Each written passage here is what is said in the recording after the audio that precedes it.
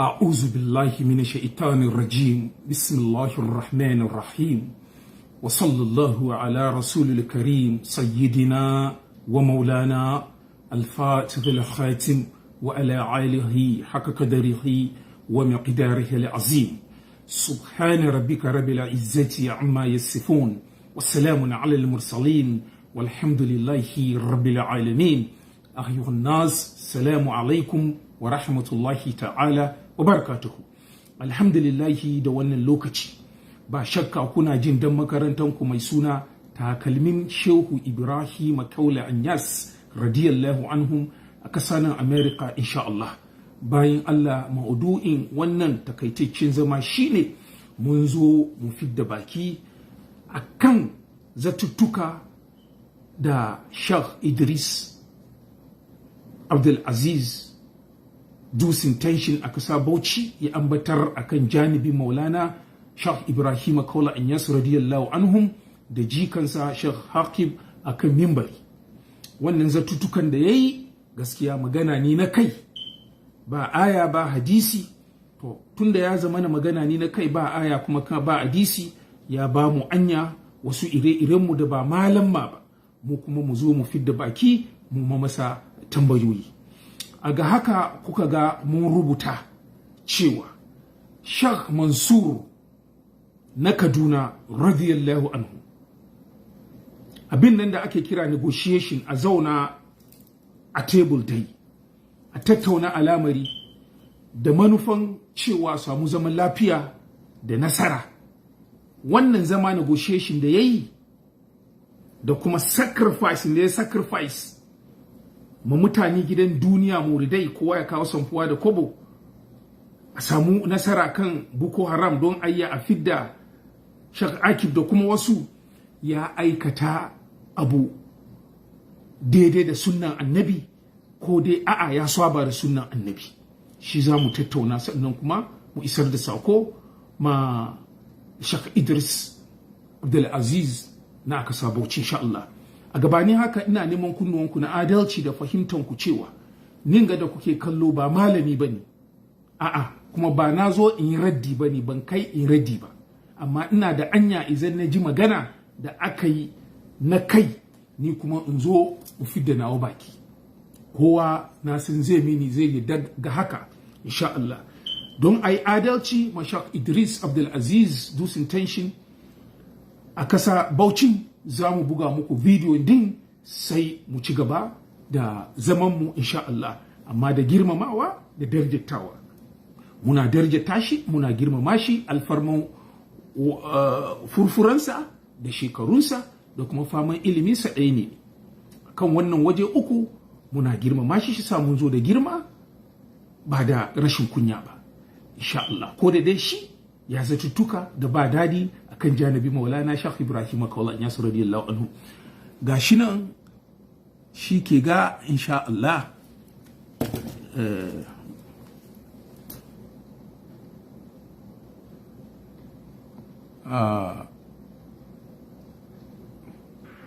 Kano ai bai da jika wurin, ba jikan ne ma aka kama a tsakanin Abuja zuwa Kaduna ba jirgi, aka kama shi wani sufi daga Kaduna ya fito ya ce ana neman miliyan 100 da kada karwa dan yasi. Na ce to jikan wali ina karama take? Ku da kuke da aljanu, mashayin ku yace aljanu biliyan 3 sun musulunta, za a gayyato su zo su kashe yan Boko Haram, su kashe yan bandit, yanzu ka sun kasa kwato jikan yasu ma. Muhammad bin Akib, sunansa Muhammad Akib, dan jikan yasu ne, yana hannun yan bandit. Ina karama take ta ƙaryar? Jikan yasi, kuma masu bayarwa, kuma masu kwatowa, an zo ana neman wajen talakawa miliyan 100. Sheikh Mansur gashi na kudu yana kan social media, ku je ku duba Facebook, gashi nan suna neman miliyan 100. Ana cewa in kana da in dubu ya sauwaka maka ka kawo, in dubu ka za ka kawo, an ba da lallai da aka kwato dan gidan Inyasi. A'udhu billahi, abun kunya. Dan Inyasi su ma masu kwatowa kuma yau shi ne ya shiga hannu.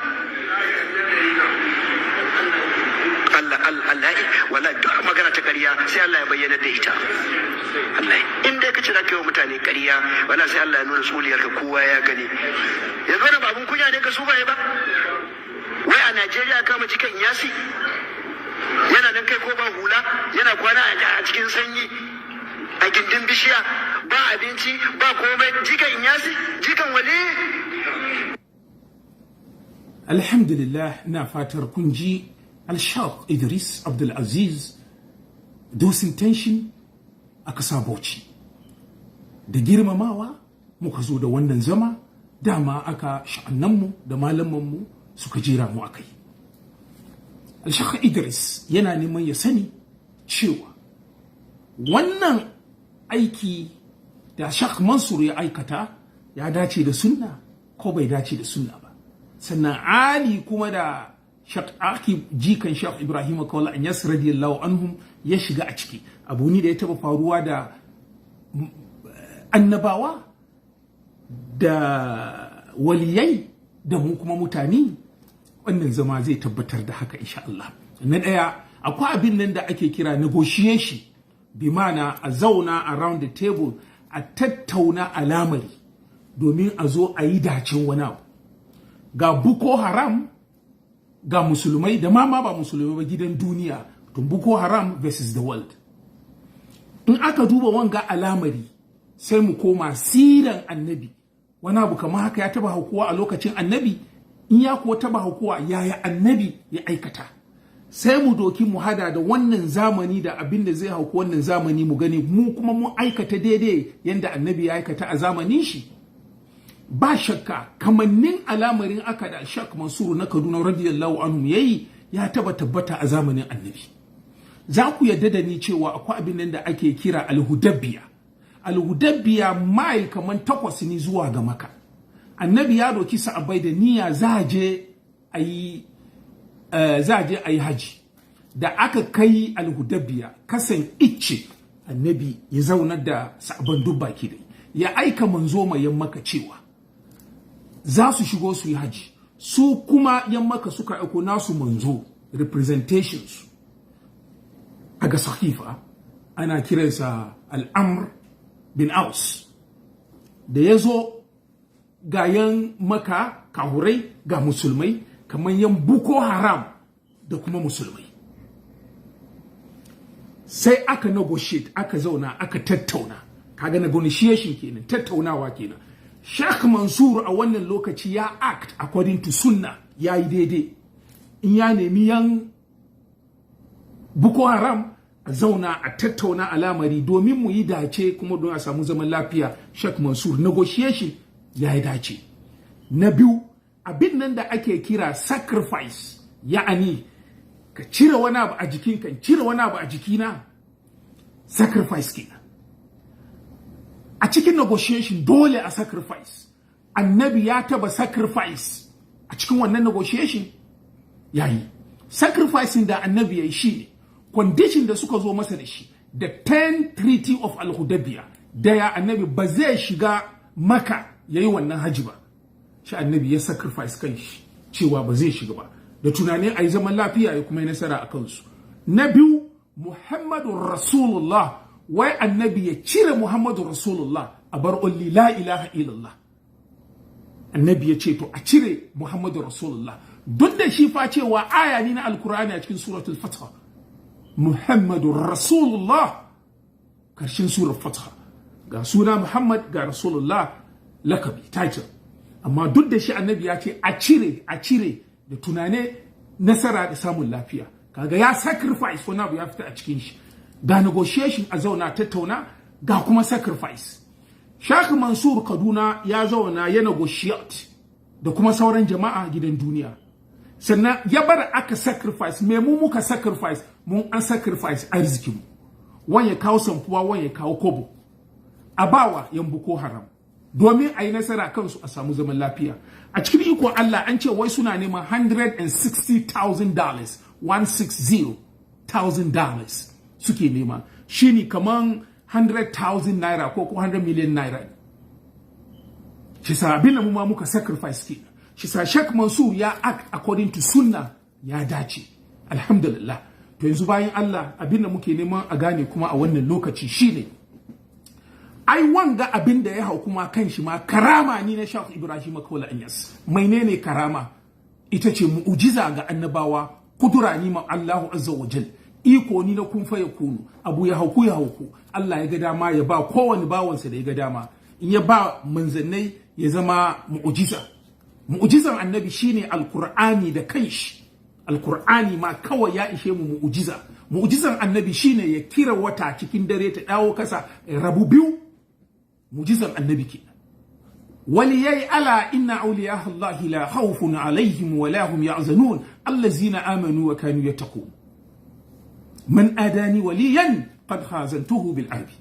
Waliyan Allah kuma ya basu wani abu na iko da izan a cikin kokarin su cikin nafilfili da nafila suka kai wani matsayi da Allah ya so su, komai suka roki sai Allah ya basu. Su ce Allah muna rokanka a dawo da ruwa ko ya sauko. Wannan nan sai ya zama mai karama a kansu. Wannan bai gwada cewa ba su fita cikin jarraba ba. Allah ya jarrabaci kowa akan yaya da dukiya da lafiyan gangan jikinmu. Jarraba. Shi yasa manzannai da waliyai da ni da ku komai ya zo muna akan sittatul iman qadar khairan wa sharr mun sai inna lillahi wa inna ilaihi raji'un. Wannan abu da ya tabbata akan Sheikh Hakim da ya zama abin izgalanci kan mimbari, wallahi Sheikh Hakim da Sheikh Ibrahim Kaula Anyas radiyallahu anhu sun san jarraba ne. Suna inna lillahi wa inna ilaihi raji'un ga haka, suna murna suna jin daɗi ba shakka. To wannan da ya hauku da su ya taba aukuwa ga annabawan ma da kansu ba shakka. A wannan lokaci za ku yadda da ni cewa an taba samun wani annabin Allah ga ciwo ya ishe shi a daki, shekara da shekaru familinsa duka suka wuce suka barsa, jiki duk ya rube. Kaga annabin Allah kenan. Annan sai mu tambaya Sheikh Idris na mu'jizansa da zai kiyaye kansa wannan ciwo. An san wannan annabi za ta taimaka mini da sunan shi insha Allah. Bayan Allah za ku yarda da ni cewa annabi Yahya annabin Allah, Yahud yankan shi suka fidda kanshi suka yar. A wannan lokaci muna kuma tambaya na biyu, ina mu'jiza bayan Allah. Abin nan da ake kira cikin shekaru na nubuwa annabi Muhammad sallallahu alaihi wasallam, shekaru farko 5 a lokacin da wahayi ya sauko masa a cikin Hira. A wannan lokaci kun yadda cewa annabi Muhammad aga Ta'if da ya je neman yan Ta'if su kama Allah, wulgin annabi aka yi da duwatsu hal ya fadi, akorin shi ya kare, jini na ta zuba a Ta'if. Hal mala'ika Jibril ya sauko yana tambayansa ya ruguzar da yan Ta'if ne, annabi ya ce bar su. A wannan lokaci muna tambaya Sheikh Idris Abdul Aziz a kasa Bauchi dusin taishi, ina mu'jiza anan? Haka ne ko? Za ku yarda da ni wayanga khalifofin annabi, Sayyidina Umar radiyallahu anhu, Sayyidina Usman radiyallahu anhu, Sayyidina Ali radiyallahu anhu, kashin su akai da takobi. Sayyidina Usman radiyallahu anhu gidan shi aka kewaye kwanaki 40. Wannan kwanaki duk baki da yana azumi yana tilawan alkur'ani. Kwanaki na 40 aka shigo mishi gida, aka yanke annun shi da yake rike da alkur'ani, aka yanke na annun shi da yake rike da alkur'ani, aka yanke kanshi, aka yayyanka shi. Sahabin annabi wanga jaraba, sai mu ce ina mu'jiza wa ina karama. Bayan Allah za ku yarda da ni a Uhud da annabi ya bada umarni, aka ki jin umarnin annabi, mai ya hauku da annabin da kansa, za ku yarda da ni cewa yakin Uhud annabi ya fadi, kahurai na murna suna jubilate, an kashe annabi, ko ba haka ba? Ga annabi kwance a kori ya kare da jini duk jiki. Annabin Allah anan muna tambayan ka ko na mu'jiza. Bayan Allah za ku yarda da ni mafarin wanga duka ya kuma annabi, ni da kai ni wannan tsako ni gani da kai a wannan lokaci cewa komai ya faru muna mu sani annabi ya ga dubayyan shi mu yi ankuru mu ce inna lillahi wa inna ilaihi raji'un, kamar yadda Sheikh Hakim da Sheikh Ibrahim Kaula Anyas suke murna suke jin daɗi a wannan lokaci, suna cewa a'a ai inna lillahi wa inna ilaihi raji'un jaraba.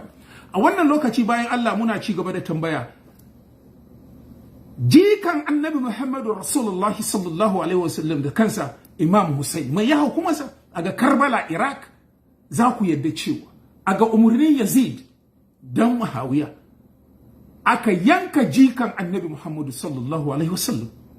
aka yanka kanshi Imam Hussein tare da jariri a hannu yana ku ba wannan jariri ruwa ya sha. Kan jikan Annabi Muhammad sallallahu alaihi wasallam Imam Hussein aka doki kan aka kai ma Yazid a gida, ya dubi kan, ya tufa miya, ya ajiye kasa, ya butu wa iyazu billah.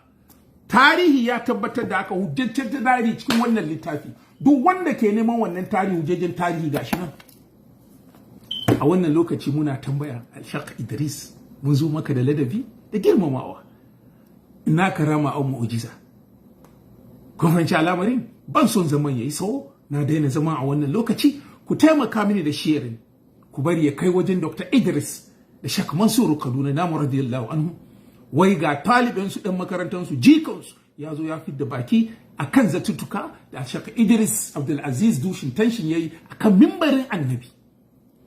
Bayan Allah, manufan duka kenan. Allah nake roka wanga zaman da nayi idan Sheikh Idris Abdulaziz ya ji ya dawo a cikin hankalinsa ya fanci cewa alamari na Boko Haram ba alamari ne na isgalanci na wasanni ba. Shi da kansa bai fita a ciki ba. Shi da kansa yanzu nan Boko Haram za su kewaye gidan shi, su kashe shi, su hallakar da shi. Au in bai sa'a ba idan cikin tafiyansa su kewaye shi, su kama shi. A wannan lokaci Sheikh Idris muna neman ka gane Boko Haram idan sun kama kafa ƴaƴanka da matan kafa, ban ce kai ba, Allah kiyaye. Allah kiyaye duk wanda suka kama mata da yara in ba yi nasara ba, ana rape matan ne, ana kona ka ne, ana kashin ka ne, ana kidnapping ka ne. Ba alamari ne na wasanni ba alamari ne wai a ce a'a ya hauku da wani dan wa musulmi don aki danci sai mu doke sa wai muna neman mu score point hal mu saya kan mimbarin Annabi Muhammad al-ulama wa warasatul anbiya da kuka gaji annabawa kuna wanga zatutuka. Al-Sheikh Idris, irin wanga zatutuka da kake akan mimbari shi kake ba anya wasu su zo kuma su mayar maka irin wannan zatutuka don bai kama da kai ba. Al-Sheikh Idris, da girmamawa da dilijantawa nazo zan dasa aya nan ban so bidiyon ya iso na sauka wannan na kuma sake dawowa ya so firanmu ya iso, amma wannan simple sako ne nake son ya kai. Inna Allaha wa mala'ikatahu yusalluna 'alan nabiyyi ya ayyuhallazina amanu sallu alayhi wa sallimu tasliman. Allahumma salli ala sayyidina Muhammad lil-fatih lima ughliq wal khatim lima sabaq nasir al-haqq bil haqq والهادي إلى صراطك المستقيم وعلى آله حق قدره ومقداره العظيم. مع السلامة.